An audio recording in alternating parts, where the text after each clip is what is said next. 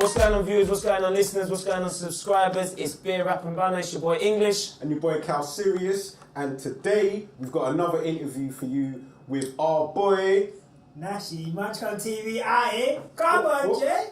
What's going on, man? It's good. It's always like a bit weird. Like, introducing yourself. Introduce myself like that, not being in the kitchen. Like, he set you up there. He set you up for the Urzel pass for the volley. Like, you know, I shanked it like Giroud, don't worry. Oh, we still got love for Giroud, man. But listen, thank you for coming down, and thank you for being on the show. Thank you for being on the podcast and the visuals. For those who don't know, just tell us a bit about yourself and what Munch Club TV is. Sure. So I am I suppose a food content creator. So I have a YouTube channel where essentially I do what these guys do. I get like guests on and we cook up together and we talk, and it could be anything. I've had in-betweeny models, artists, grime MCs. I'm just trying to get everyone or anyone that I think is dope, and we cook up with them basically. And then do like loads of food on Twitter, talk a lot about grime.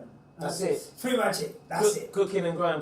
Yeah, we've been watching the videos, and I'm sure if you're watching this now or listening, you checked it out. It's Munch Club TV on YouTube. Just tell us sort of a bit more about how you got started with this whole thing and what made you want to pursue a career in cooking. I mean, obviously you got a passion for cooking, and that comes across. But you know, where did it all start from, and who inspired you? I suppose like it's mad. I suppose like my dad used to.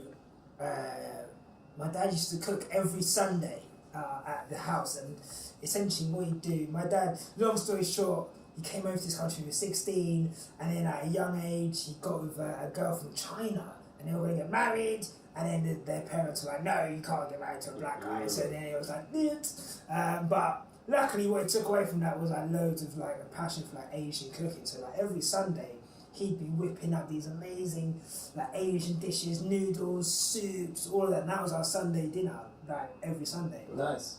So I remember as a kid, this is how I know my dad's a savage. He used to just palm me off. Did you just call your pops a savage? He's savage. I mean, we won't get into it, but you know. It's all coming out. It's therapy. This is therapy. So, but he, I used to always just take interest. One of my earliest memories are we used to have this, I'll never forget it, this white Dulex paint thing which we never opened. I used to stand on that and I used to just try and stir things, and he'd be like, come and cook, chef, and then he'd go out and just have a fag.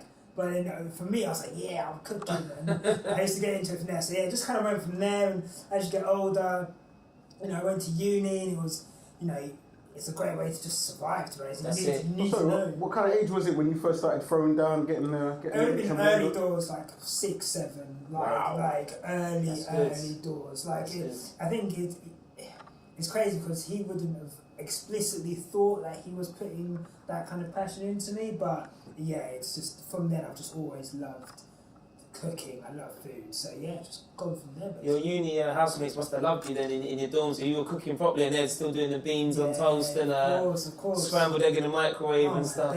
First day, someone burnt super noodles. Oh, how are you gonna burn super noodles? They didn't know how to cook super noodles, so they just put the sachet in. Did you live in halls? Like halls of residence? Yeah. So your kitchens were grimy.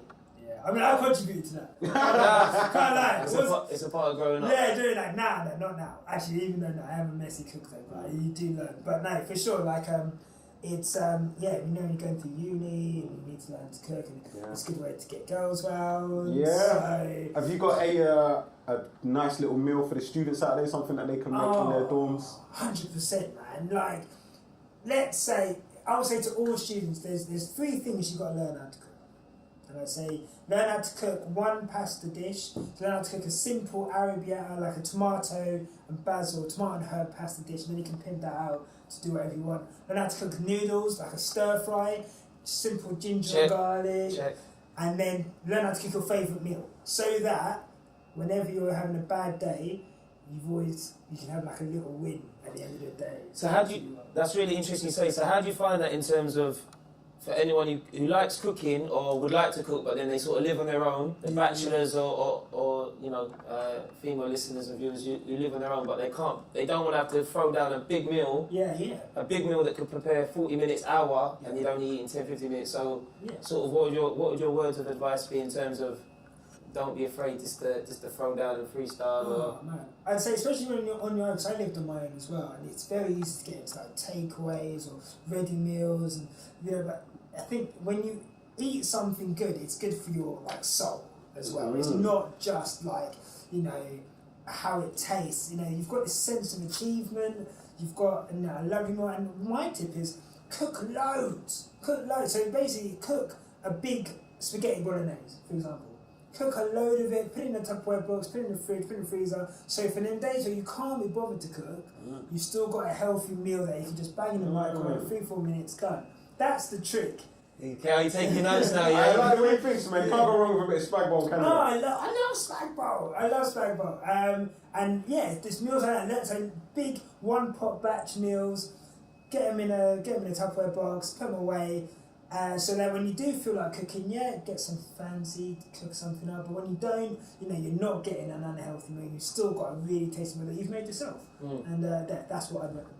Okay. Words to wise. We're dropping knowledge on beer, rap and banter. So you touched on some of the like sort of main dishes to sort of master. Yeah.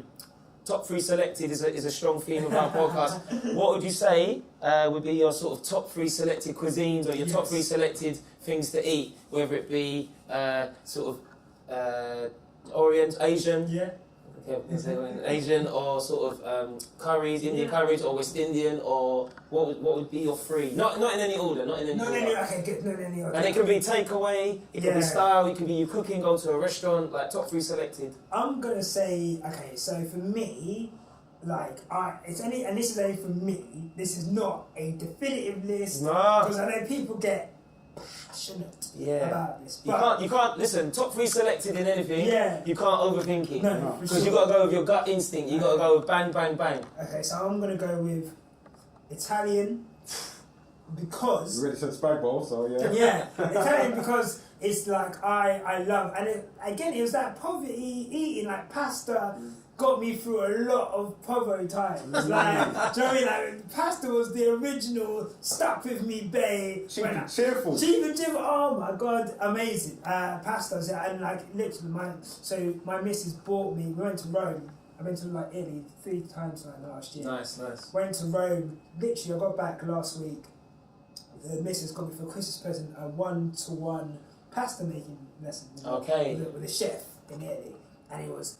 Come like Aziz Ansari and I'm good. I'm hello. And things that they actually like, they're just like, hello. And then they just start talking, and I was just like, gassed, like, oh my god.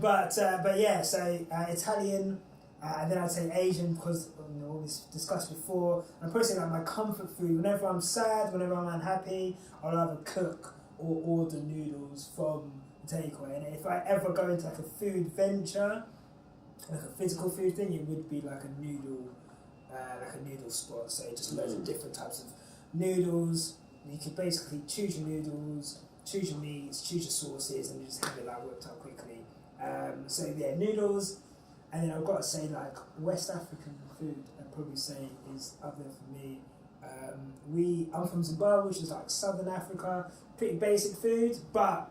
Not basic. They got nice food. They got nice, no, it's like meat. You're throwing shade now, you're throwing shade. Yeah, it's nice, but like, then you get like jollof rice and... West African food, it's on fire. It's like, honestly, my uncle married a woman from Cameroon, my auntie's from Cameroon, and I swear down, it just changed the game. She started doing all this like goosey and like the way they do like spinach. Stew. Oh my god! Honestly, honestly, every man in our family just since then, West African food. That's the one. So for me, we say West African women. Well, I mean, obviously, she might be. But West African food bangs, yeah. Yeah, and then I'd have to say that as well, like West Indian, Caribbean, like as an honorary mention, but. They got to sort out the takeaway. I've got a question for you. Oh, that's an interesting thing though, go on. I've got a question for you as a chef. Yeah. And as a chef that likes West African cuisine. Yeah. Which country has the best jollof? That's a great camera moment right there. Trying to pass the team, it didn't work out. That's a lip thing, it's a lip syncing. No, we're out here. quick one Corona man's burst. You know. No, I'm not though. But, Dry January, innit? Yeah, man's Hey, lit. hey. Man's lit with the water. So just to repeat again, Yeah. as a chef and as somebody who likes West African cuisine, which country has the best jollof? We need an answer here. Oh. Me personally, I like to think Ghanaians have the best jollof. Biased. I good. think it's between Ghana and Gambia, personally. And the reason I say, look, Nigerians, you gotta ease off the chili in your jollof, but I'm not trying to have my head blown off. No, I'm just saying it's facts. Okay, but that's taste. But no, I think to be fair, I've had it from a few countries. Not as in I've had people from that respective country, but I think at the end of the day, jollof is one of those things where it's like even within Ghana and within Nigeria, there's going to be variations from person to person to person. I think what the great thing is that, as I predict in 1 year, 2 years time maximum, it's already happening. West African food is going to be the new Mexican food. It's going to be the new fad food. It's coming that way, and it's going to be an amazing thing. You've already got people like Zoe's Ghana Kitchen doing a lot. You've got 807. John Boyega took the guy from Star Wars, the other guy, the older guy. I can't remember now, but he took people from Star Wars. Harrison Ford, yes, thank you.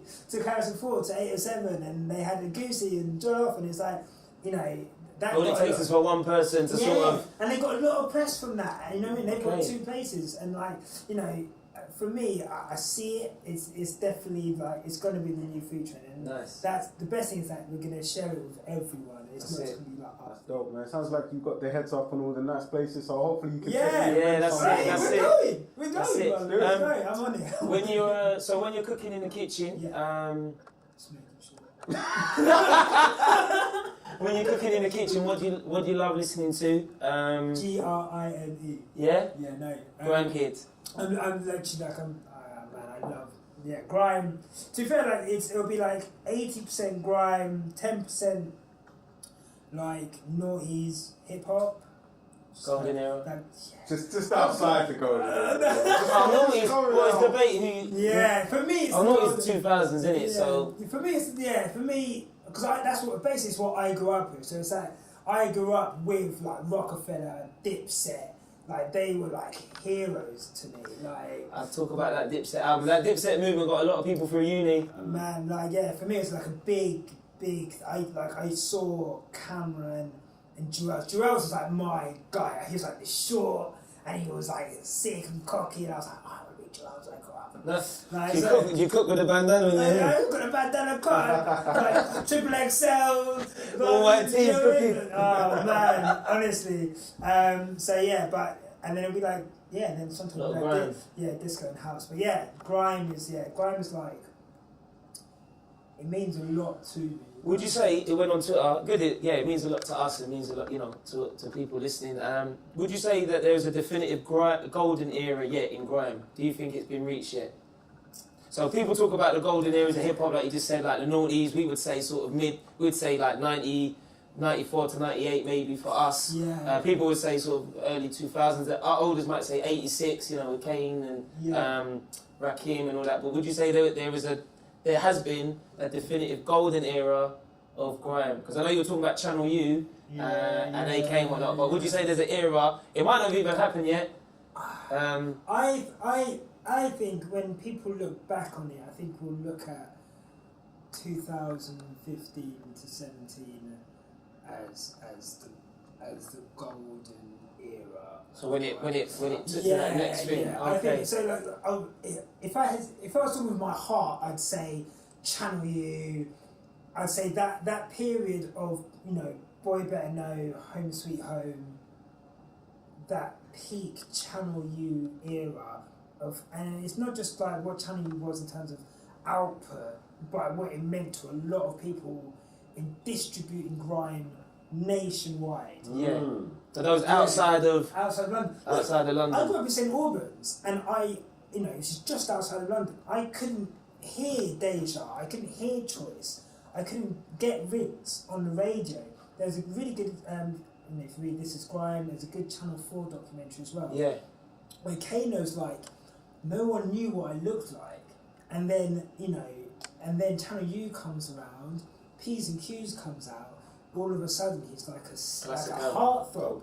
And His best album. Yeah. I think that's his best song. I think that's top 3 grime albums of all time. I think it's best. Well, while we're here, top 3 selected grime albums. You already said Home Sweet Home. Oh, albums. Top 3 selected grime albums are easily Home Sweet Home, Boy in the Corner, Made Up Manor. Boom. Oh, Kano too. I just like, and I will scream that until the day that I die. Do you agree? I don't even know. When was Jake's the professional? I'm not used to this many cameras and lights, but yeah, do you agree? One camera, bro. It's active, but out here, like man says, yeah. I like Boy in the Corner, but I don't rate it as so many people bred that album. No, I get that. Yeah, because some of the flow, what was coming through at the time, yeah, it was sort of. So do you think it's aged bad? No, I still think you can listen to some of it now. I just thought some of it was maybe, I don't want to say clumsy, but a bit too much. Okay. And then it became like the media darling. It became cool to like. So I would maybe say Playtime's Over. I really like that grime album. Yes. No one ever says that though. It's such a literally top to bottom. And then bangers. Sorry, really. No. I can tell. I'm gonna as a polished grime thing, and even but because I was thinking about the not golden era, but a time where I thought grime was just like amazing and you may know this as a sort of grime connoisseur and our viewers and listeners, but when the whole on the radio where everyone was doing this whole NASA, where Boy Better Know, when everyone was doing this NASA thing where you'd be in a circle or sci-fi and everyone would be spitting their bars and people would be saying their bar to themselves, and as soon as the mic got handed to them, they would carry on wherever they were, and it would be 2 bars, 4 bars. So you might be saying your bar and it would just go around, and it's the energy of that whole when Skepta brought out Stage Show Rhythm. Okay, nice. Yeah, well, we're way back. Okay. So that's your golden. No, I say that was a time where grime was just like. I think it's supposed to be. It's exciting and different. What do you define as golden? Because I don't think there is a defining area just yet, but I'm just having this conversation because I think because you could talk about like the Lord of the Mic session coming through. You could talk about when Wiley's putting in mad work with the tunnel visions. Yeah, no, sure. And he brought people through. You can even talk about In the Deep End being an album that is light years ahead of its time, because you read this is again like I'm just like little gems that are in this book. What I didn't know was that. So I grew up thinking that In the Deep End was a massive label thing, because it's like, why would these guys make that type of music at that time if a label didn't tell them that type of music? Well, actually, Wiley took all the money from his first album and just plugged it into. They spent 2 weeks in the studio, and they just made In the Deep End. And the production on it is, you've got from Shake a Leg to. That was a big tune. Yeah, When I'm Here. To When I'm Here, to roll your boat, down the street like you, to that, to like just like all kinds of like. So where was Gone to the album? No, that is on Playtime Zone. No, that's my personal favourite one. Where Mine Gone is No Qualms. It's on Playtime. I wear my own gone. Man, see me on road with one arm. Shut your mouth. That's a remix. That's it. Remix of Jamie. It's a Vortex remix. Hey, really? Really, dear boy? He's also a connoisseur of grime. Listen, I'm just saying. This is beer rap banner, it's beer grime banner. We talk about all things with the social media. If you agree, if you disagree, let us know in the comments. Let us know, please. At us. What's your how can people reach you and whatnot? Yeah, everything's at Munch Club TV. Twitter, Insta, Facebook. Those are just Munch Club TV. YouTube, Munch Club TV. Yeah, get at me. Say hello. I'd love to know how you actually came up with the idea for doing Munch Club TV and how that came about. I'm sure our listeners will be interested in that. Yeah. So sounds really sad. I watched a lot of Saturday Kitchen, and Saturday Kitchen, if you don't know, is a show in the morning on BBC One where they have like a studio, a guy, and they just have a guest and they cook, and they have 3 chefs come on and they cook and they have a guest, and it used to be with like James Martin, who's like a chef, and he used to have someone sit next to this like open plan kitchen and they talk and they cook together. Sunday brunch as well. I watched a lot, and I just used to watch that. I've always wanted to be a presenter. I've always wanted to be in the media, and I was like, wow, I want to do something, but I didn't want to just present. Because I want to be able to interview people that I like, that I rate, but I don't just want to be like, do you know what I mean? So, I mean, kind of like this. I wanted an environment where people are comfortable and, you know, we can talk about what we wanted. So we could have been making a little sandwich or something. We're really a bit of like. Right, look, this is great. I'm loving the beer. I'm still on the dry detox, but that's why there's no drink on my side. I've been for both of us.